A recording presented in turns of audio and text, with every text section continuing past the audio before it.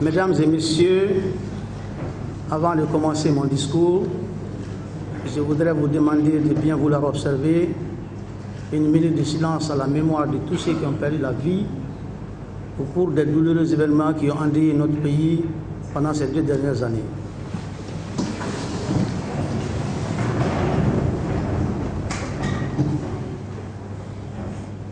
Merci, asseyez-vous s'il vous plaît.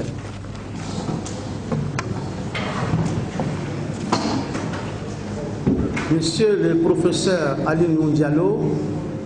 ancien président de l'Assemblée nationale du Mali, messieurs les ministres, messieurs les anciens ministres,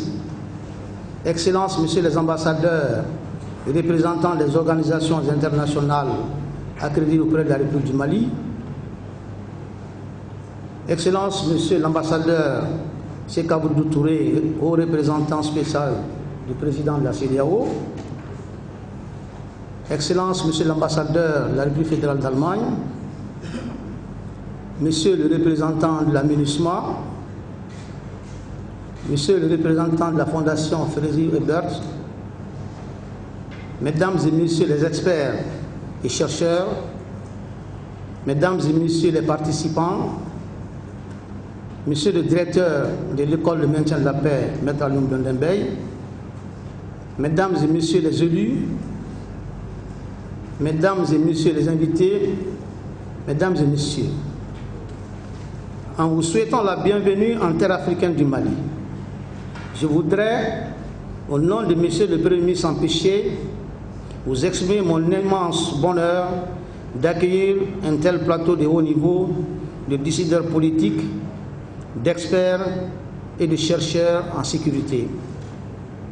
C'est également un insigne honneur pour moi de m'adresser à vous au nom de mon pays, le Mali,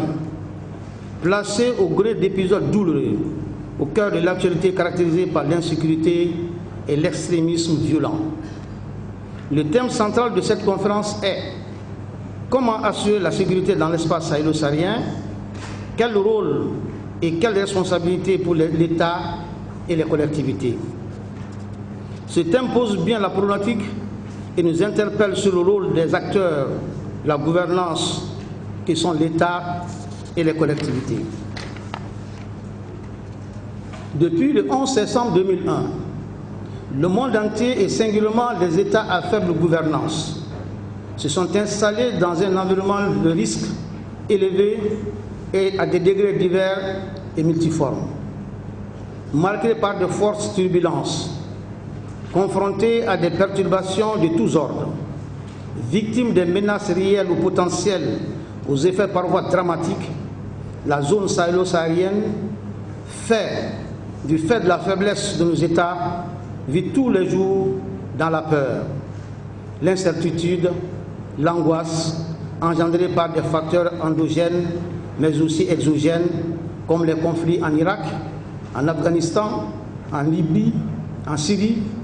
au Nigeria, etc. Qu'il s'agisse du terrorisme, du trafic de drogue ou d'otages, ces forces du mal sont organisées en réseaux criminels, souvent transnationaux, très puissants, disposant de grands moyens de nuisance et utilisant des techniques de plus en plus sophistiquées avec des effets de destruction redoutables qui compromettent dangereusement tout espoir de développement durable et cohérent. Jadis déterminés à imposer la peur par la violence, ils ont désormais tendance à se substituer aux États, se couvrant d'une légitimité tirée de la religion ou des services rendus aux populations locales. Excellences, mesdames et messieurs, ces soubresauts du contexte international ont des répercussions directes et dangereuses sur la sécurité humaine dans tout le Sahel qui tend à devenir un polygone de crise. En dépit des ressources naturelles souvent abondantes et des potentialités énergétiques dont ils regorgent, les pays touchés par ces crises souffrent de cette insécurité et d'un sous-développement chronique dont les corollaires sont la pauvreté, l'analphabétisme, la maladie, le chômage et la corruption endémique. Pour certains de ces pays, l'intégrité même du territoire est fortement menacée,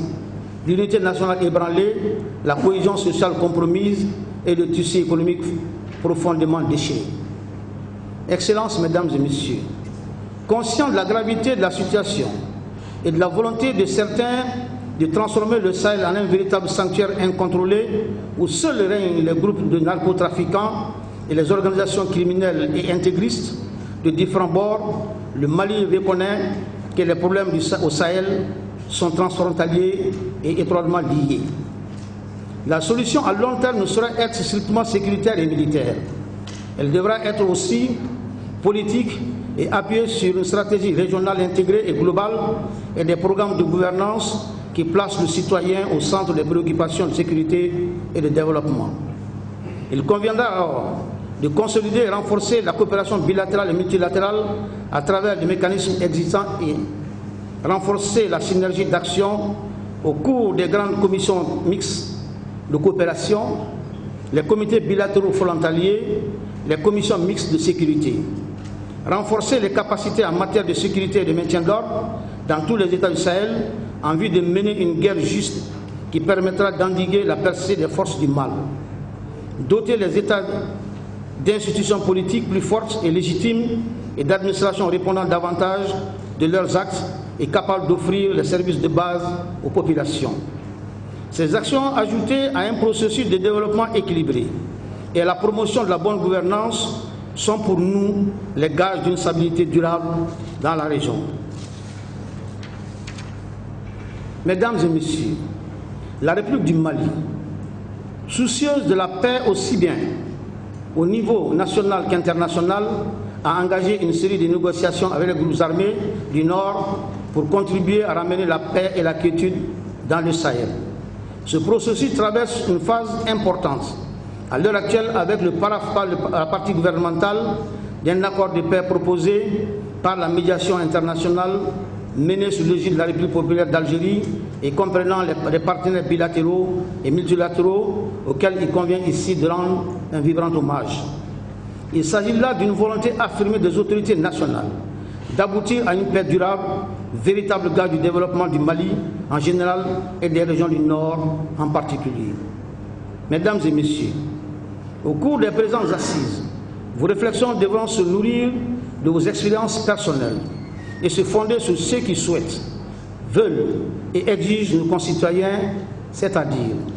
la demande récurrente de plus de justice et d'état de droit, la lutte contre l'impunité et la corruption, la bonne gouvernance, la diversité culturelle, socle de nos valeurs sociétales. Excellences, Mesdames et Messieurs, les gouvernements successifs du Mali ont pris des initiatives tant au niveau national que sous-régional en vue de prévenir et lutter contre l'insécurité et au nombre desquels on peut citer la mise en place de nombreux organismes intervenant dans le domaine du maintien d'ordre, de la paix et de la sécurité en Afrique. Au plan national, l'on retiendra le programme spécial pour la paix et la sécurité et le développement au nord du Mali, le programme décennal de développement des régions du Nord, le programme de la gouvernance partagée de la sécurité et de la paix, la stratégie nationale de lutte contre l'insécurité et le terrorisme, la politique de sécurité intérieure et de protection civile, l'adoption récente de la loi d'orientation et de programmation militaire pour les années 2015-2019. Au plan régional et sous-régional, notre pays a activement participé à la création du CEMOC créé en avril 2010 par les pays du Champ, du processus de Nouakchott créé le 17 mars 2013 en Mauritanie, du G5 Sahel créé en février 2014. Tous ces instruments qui ont pour objet de garantir les conditions de développement et de sécurité dans l'espace sahélo-saharien n'ont visiblement pas suffi, d'où l'intérêt de s'interroger sur comment assurer la sécurité dans l'espace sahélo-saharien, quel rôle et quelle responsabilité pour l'État et les collectivités locales. Excellences, Mesdames, Messieurs, l'espace sahélo-saharien est devenu une zone de non-droit où la terreur, les crimes organisés sont devenus récurrents. Pour endiguer ce problème d'insécurité, nous devons mettre l'homme au centre des préoccupations de la sécurité.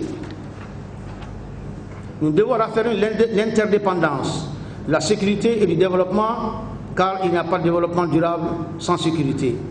Nous devons également anticiper les risques et les menaces susceptibles de survenir, et cela n'est possible qu'à travers l'alerte précoce, une meilleure connaissance de l'ennemi nouveau et un engagement commun de nos États. Tel est du reste l'objectif de la réforme en cours du secteur de la sécurité, pour les besoins de laquelle un Conseil national a été créé sous l'autorité du Président de la République. Enfin, il me plaît en terminant de remercier les organisateurs pour le choix porté sur le Mali. J'adresse mes chaleureux remerciements à la CEDEAO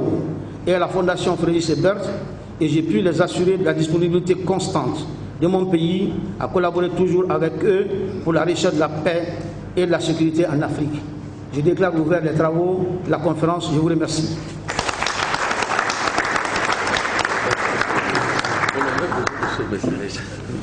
Merci.